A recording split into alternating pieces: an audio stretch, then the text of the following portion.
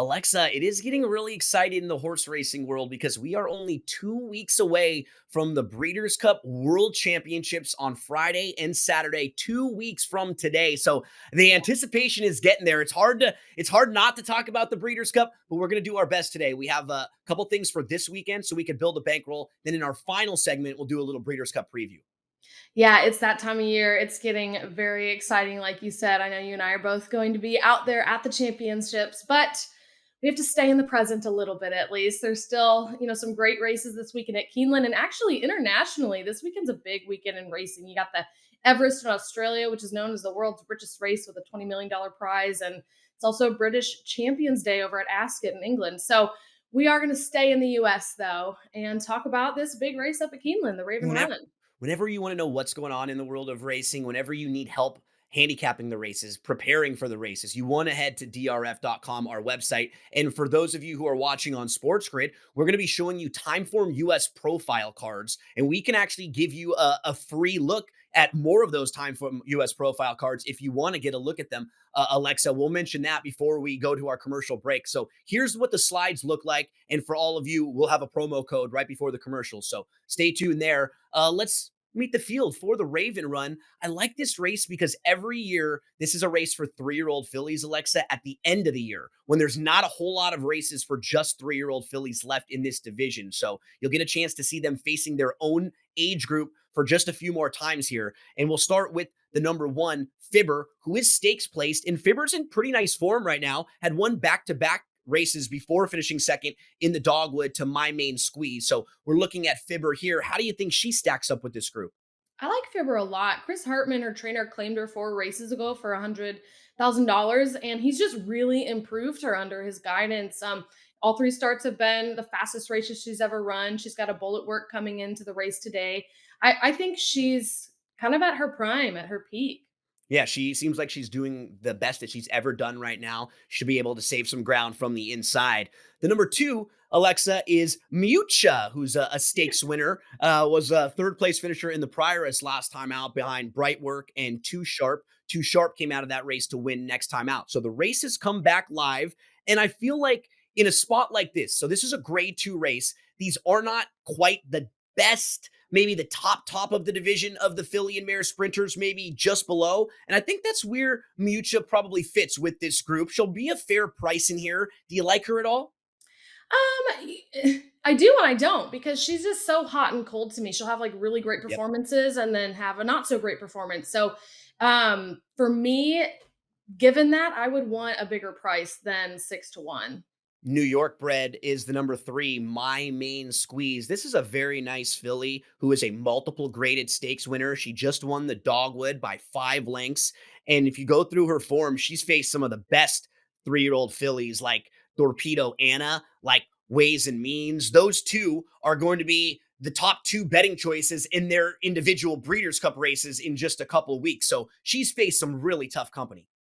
Yeah, I like my main. I think my main squeeze fits in here as a close. She's a closer, but does seem to do her best when she can kind of stalk near the pace, no more than 3 to 4 lengths back off of the leader. I don't know if I totally agree with time form that she's going to be so um towards the back at the beginning of the race. I hope she can stay a little bit more forwardly placed. She's never been over the Keeneland course. And I will say her trainer's not really having a very good Keeneland meet. He's 1 for 19 right now. So that's a bit concerning. But despite that, I do still think she fits here and is going to be a player. She's kind of a measuring stick for this field. You feel like you know what you're going to get from her, and that'll probably be good enough to hit the board. If someone jumps up and runs like an awesome race, they're good enough to win this thing. Yeah. And Twirling Queen is the next one we'll take a look at. This is a really sharp horse right now, Alexa. She's won 4 in a row, but those races have come on the synthetic surfaces and on the turf and going a little bit shorter. So not only is she going to have to move back to the dirt, but she'll have to stretch out a little bit from 5.5 furlongs to 7 furlongs. Yeah, she didn't perform well on the dirt as a 2-year-old, and then they switched her to synthetic, and she hasn't lost. So, and on the turf. So now they're like trying to run dirt again. I guess I'm trying to understand the trainer's decision here. Maybe they're thinking, oh, some of this success is due to her just development and age, and we want to try her again on the dirt and see if, she fits or she fits there now. But I'm of the mindset if it ain't broke, don't fix it. So I don't completely understand trying her here. I do you know Gino if she's actually going to run because she is cross She's entered at cross-entered, Belmont. and I was gonna say that would make a lot more sense for her to be in a different spot, but you Yeah, wonder we see a couple horses this weekend that are cross-entered in races at Keeneland and at Belmont at the Big yeah, A. Sometimes at the time when we are recording this, it's a little early, so we don't have the final information there, but I agree with you. I'd be a little cold on her in this spot too. I don't yeah. know if 7 furlongs on the dirt is what she wants, but the next couple of horses in here feel like major players, and starting with the 5, Emery. She's the horse to beat. I mean, her last 3 races are so good. And she lost to Ways and Means, who I had just mentioned before. She's 4 for 6 overall, and her 2 defeats are to nice fillies. Yeah, this horse is a formidable favorite in here. She's won 4 out of her 6 lifetime starts. The only 2 she lost were grade 1s, both over muddy or sloppy tracks. She got second in the grade 1 test last out at Saratoga behind, like you said, Ways and Means, who ran in the Kentucky Oaks, to put that in perspective, and is going to be a contender in the Breeders' Cup Filly and Mare Sprint at the championships for $1 million. So she is absolutely no joke. Very quick early pace and likes to stalk the leader and grind him down at the end. I'm a big fan of Emery. And if you look at who she beat 2 starts back in the victory ride, a horse named Mystic Lake. Mystic Lake beat My Main Squeeze. So the major rival for Emery has been defeated by a horse that she just dusted. So if you're playing that common rival game, she looks really good. The number 6, Vivi's Dream, was a nice 2-year-old kind of into the beginning of 3. And then most recently, earlier in the year, hadn't really been able to step forward all that much, but she kind of comes in a decent pattern. She's a grade 3 winner, Alexa. What do you think about Vivi's Dream? She just kind of stalled. Her 2-year-old year was really impressive. We thought, oh, she might be one of our future stars, and then this year's just been a disappointment. She ran too early on and disappointed in both. Had that 6-month break and came back and kind of disappointed again. So I think we'd need a huge improvement from her.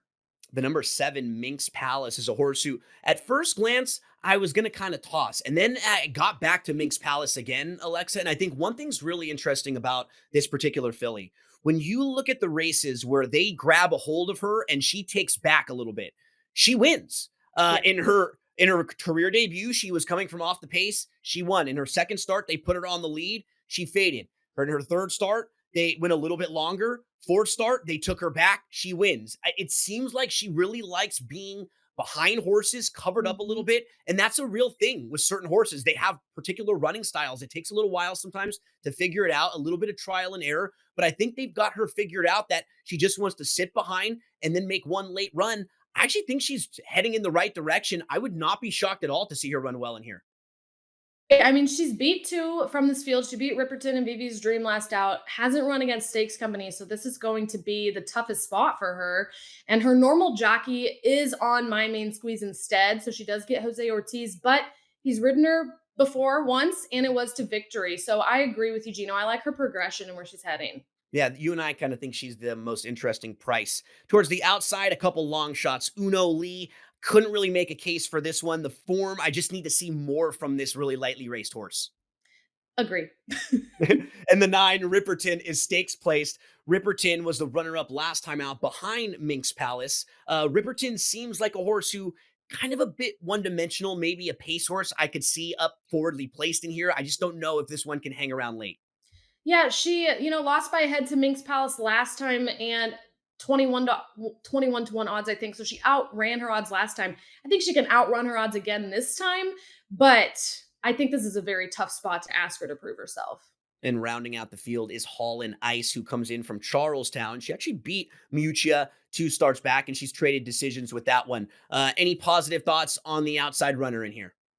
Um, I think her worst performances are outliers, but I also think she's not good enough to win today. Yeah, I think maybe hitting the board could be her ceiling. So that's a look at the field for the Raven run, and we'll take a look at our selections right now. Alexa, how are you going to stack them up? I'm on Emery, this favorite. I just think it's going to be really, really tough. Yeah, Emery's the horse to beat. I'll throw the 7 on top just for a little value. 7-5-6-3 for me, 5-1-3-7 for Alexa. As we get set for a commercial break, let the folks know, Alexa, what's the promo code for them? Yeah, just head on over to drf.com/sportsgrid and use promo code SGTF24 to get your free card. Pick 5 right after the break.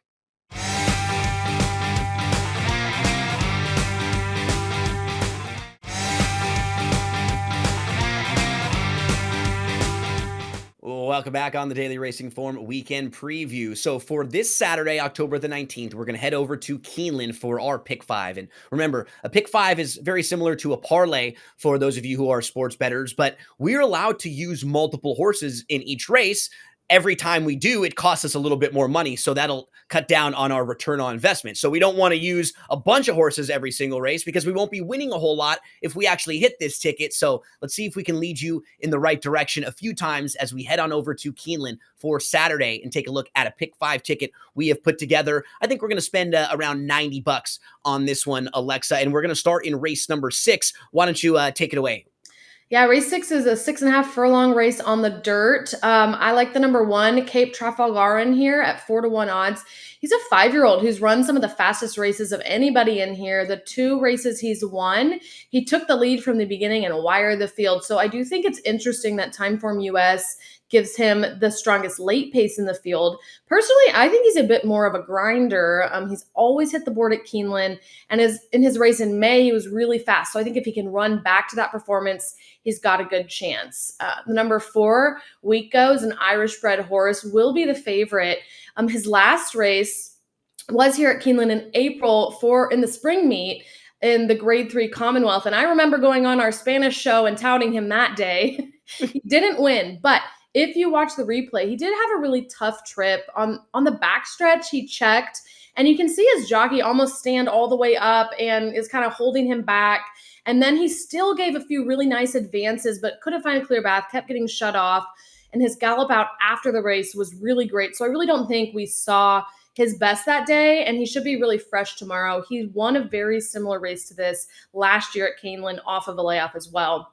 And finally, the number 10, Fort Warren at 8-1, was claimed from trainer Eddie Keneally last out. So this is his first race under the guidance of new trainer Tom Amos, who has better win rates than Eddie does.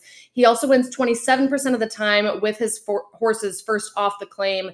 He'll be the early pace in here, but has shown his tactical speed, and he's won on debut on the lead and closed from off the pace as well. Yeah, that's a tough race. So we're going to go 1, 2, 4, 5, and 10, just trying to get out of there. The 2 is the closer. The 5, Time for Truth, might be the speed of the speed as we turn the page to race number 7, the second leg of the sequence. It's the Grade 3 Perryville. And this is a runner, Locked, who you were talking about horses that are going to be entered in both. I believe Locked is entered at Belmont at the Big A and will be running over there. So that's a major talking point in this race, because that would have been a big time player in here. We're not going to be having to worry about Locked in this one, Alexa. So let the folks know, who are some of the horses we have on the ticket.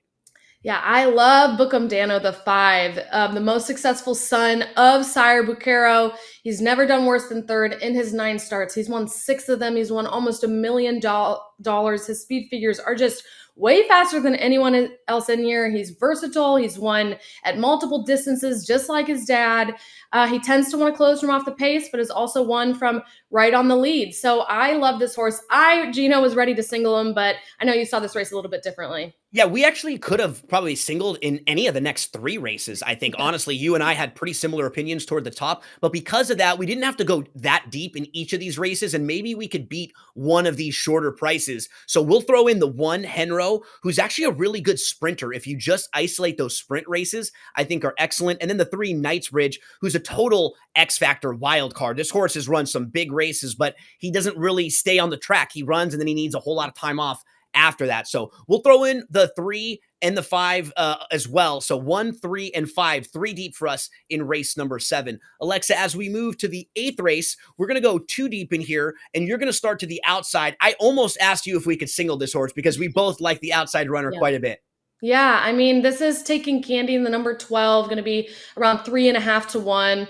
And it's from the Cherie DeVoe barn, who is just on fire. She's won 1/3 of her races this meet. And Taking Candy's won about half of his races. So being first or second in every one of his last 4 starts and steadily improving his figures every start, he should be on the lead. And there's just not a whole lot of pace in here. So it's going to be a really comfortable spot for him and give him the advantage. Yeah, I think from the outside, either on the front end or maybe sitting second if the 8 wants to go, and right behind him. If for some reason they go too quick, the 3, Irish Aces, fits well at the level will come running and will pick up the pieces. So we'll throw in the 3 just in case the pace gets a little bit hot early on. Let's move to the 9th. Now, this is the Raven run. We just spoke about this field horse by horse. Why don't you remind the folks who we're going to be using in this one? Yep, for our pick 5, we're using 2 horses. We're using the 5 Emery, will be the favorite, very formidable, deserving favorite, who just ran second to Ways and Means, who is currently projected to be the favorite in the filly and mare sprint for $1 million at the World Championships. And also the number 7, Minx Palace, that long shot we talked about, who's progressing very nicely in her career and taking a step up in class, but did beat 2 of the same contenders in here in her last race. And we'll look at the ticket in just a minute. It's a $90 ticket. But for those of you out there who maybe want to play a little cheaper ticket, or maybe you don't have the 90 bucks in there to spend, I would be okay with singling in on Emery or Bookham Dano. Those are 2 horses that Alexa and I would have been fine keying in on, but we ended up using a couple others just because we have an opportunity now for our ticket to pay a lot more if one of those bigger prices were to hit. Let's close this thing out, Alexa, in race number 10. Start us out in here with the inside, fixing to be. Yep, fixing to be 12-1, so plus 1,200 at fantastic odds. Improved a ton from her first start to her second in terms of her speed figures. And that second start was stretching out to a mile, which is today's distance. It was also at the tough Kentucky Downs track, which is that irregularly shaped uphill downhill course. So even though she didn't place that well, the fact that she progressed with her speed figures in that race says a lot about her, and Timeform US gives her the best pedigree rating of anybody in here with a 97 out of 100, so you can't get a whole lot better than that.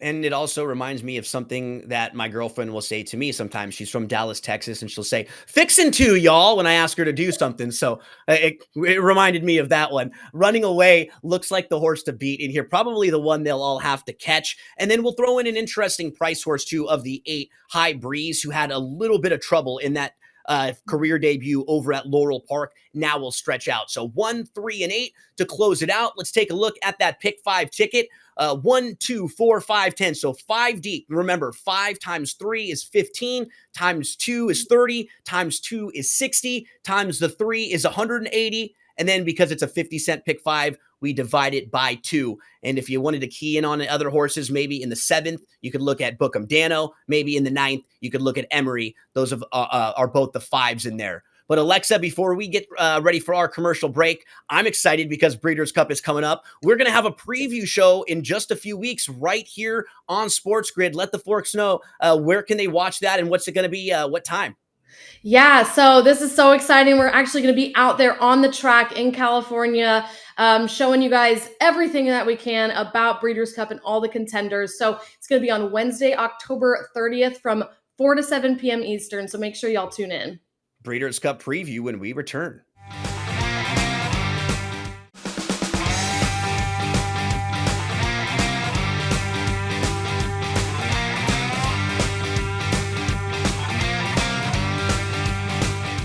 2 weeks from today is Breeders' Cup Friday, and Friday is Future Stars Friday, Alexa. That means the 5 Breeders' Cup races are going to be all for the juvenile runners, for the future stars of the sport. Really exciting, and we already know that those races are going to go as races 6 through 10 in just a couple of weeks. So we figured let's just do a little check-in right now, a couple weeks out, and take a look at how the fields might be assembled and who some of the major players are.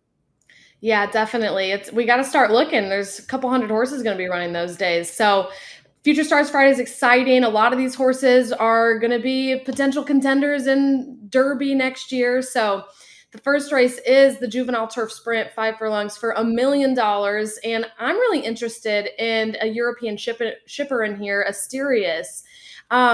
He is so fast.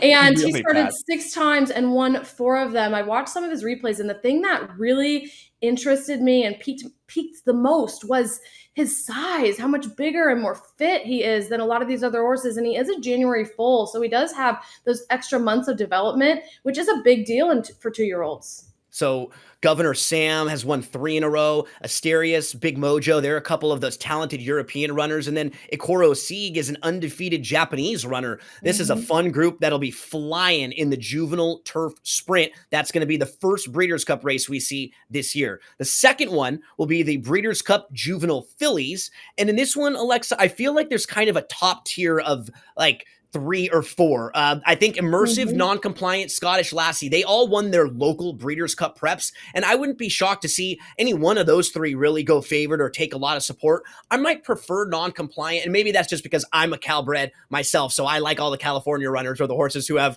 run in California. Non-Compliant for Baffert was very impressive last time out. So those are the three that are kind of the top tier in there. Yeah, I agree. I'm really high on Immersive, but just for context, last year this was won by Just FYI, who ended up getting second in the Kentucky Oaks. So this is absolutely a really good predictor of these future stars that we can look forward to. But Immersive is my top pick. The third of the 5 Breeders' Cup Friday races is the Breeders' Cup Juvenile Fillies Turf. And in this one, we have some questions of some of the European runners who Yeah. are going to come over or not. A horse like Lake Victoria, if she were to show up, would be very, very tough in here. And then as far as the local contingents, Thought Process has been awesome out in Yeah. Southern California since flipping to the turf. So those are the two horses kind of at the top of the division. But I want to mention Destino Dioro, who had some legitimate trouble last time out and some traffic. I think a lot of people will kind of give that horse a shot. Oh, he had a painful loss in the Jessamine. He closed from like last to first, but missed it by a nose. It was awful. And this will be the 15th edition of this race. And American horses have actually won 11 out of the last 14. So while there's some very convincing European horses in here, we do tend to dominate it. Remember, we're going to talk all about all of these races and even more in just a couple weeks on that Wednesday preview show, and we'll give you more information on that in just a second. So, Breeders' Cup Juvenile will be the next one, and in the Juvenile, this is the really exciting one because this is when we think about the Kentucky Derby runners next year. We think about horses that could be in Triple Crown races next year, and it feels like you have East Avenue, who's really, really fast. You have Chancellor McPatrick, who's the total opposite end of the spectrum. He's a stone cold closer. The very talented Jonathan's Way is another one who should be in the mix there. But McPatrick and East Avenue, they're probably the top two so far based on what they've done.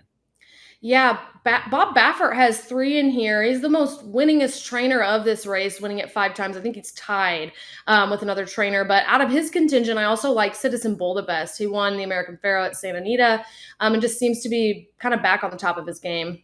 And then to round it out, the last of the 5 Breeders' Cup races on Friday, it's the Breeders' Cup Juvenile Turf. Towards the top of this group, Alexa, it's all about the European runners. You see the names of those trainers up there: Whistlejacket, New Century, Alquadra, Amori City. Those are all European horses. So whichever of them end up showing up, they're going to be pretty live. Yeah, I mean, routes on the turf is what the Euros do. They're great at it. They've won it the last 3 years. Aidan O'Brien's won it the last 2. He was supposed to have 2 in here. You see Camille Pissarro there on the bottom of the list, but the word is Whistlejacket's actually the only one he's going to be sending over here. So that's the breaking news there. And Zulu Kingdom, probably one of the local contingents that you think would have a shot. But that was just a little bit of a taste, Alexa. In 2 weeks, we're going to get into all of it in a 3-hour Breeders' Cup extravaganza. Woo! I can't wait. It's going to be so much fun. We won't have these boring office backgrounds. We'll be live from the track. It's going to be awesome at Del Mar, Wednesday, October 30th, 4 to 7 p.m. Eastern. Tune in, everybody, on SportsGrid. And that's in 2 weeks, though. Don't worry. Next week, we'll be back here with you again because we have to pad the bankroll and build up some for those big days in just a few weeks. Hope you all have a fantastic weekend. Best of luck. And, oh, hey, go Dodgers.